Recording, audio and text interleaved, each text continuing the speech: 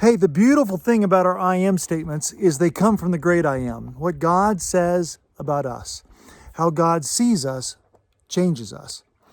We talked this week about changing our mind based on our focus, and that culminated really in kind of collecting the four things about the doctrinal roots to our I am statement. I said that the I am statement is a warm fuzzy this week, and it is. It's kind of, it wraps its arms around you and says, I'm going to focus on and celebrate that I'm God's beloved child, that He loved me when I was unlovely, unworthy, and undeserving, that I might begin to see myself through His eyes, that I'm a child of God, deeply loved, completely forgiven, fully pleasing, totally accepted by God, chosen by Him to reflect His love and grace.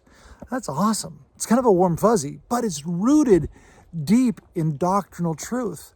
The first sentence is rooted in the fact that this statement is a reflection of the good news, the gospel. That it's a reflection of the good fortune we have because of God's grace.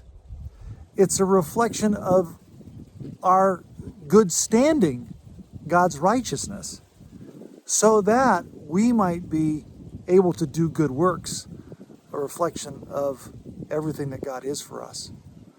You see, the last little piece that we would be chosen to reflect His love and grace is where we go once we know we're loved. We go out into the world. We go to the hurting and needing. We go in the name of Jesus. We go proclaiming this good news, this good fortune, this good standing that's available for all of us. Because when I embrace that, which tells me who I am, I now can be a reflection of who He is. It's awesome. I love the passage in Colossians we looked at this week. I want you to notice how it starts with our identity.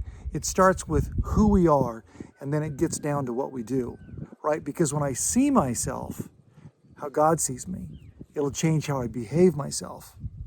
Colossians chapter 3, verse 12 says, therefore, as God's chosen people, that's the identity piece. Holy and dearly loved, that's the good standing piece.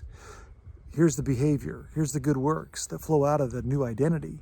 Clothe yourself with compassion, kindness, humility, gentleness, and patience. Bear with one another and forgive whatever grievances you may have against one another.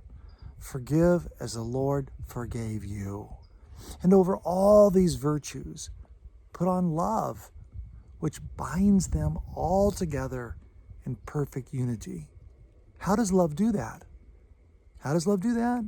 Our passage in 1 John, which we'll be looking at this coming week, reminds us God is love. Whoever lives in love lives in God. That's how He binds it all together. Because love literally is God being manifest. The manifestation of God in any given situation is love in action.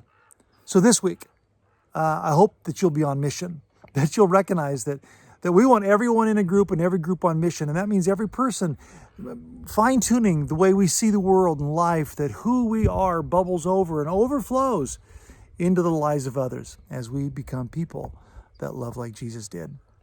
I look forward to seeing you this week as we continue our series, I am loved. See you soon.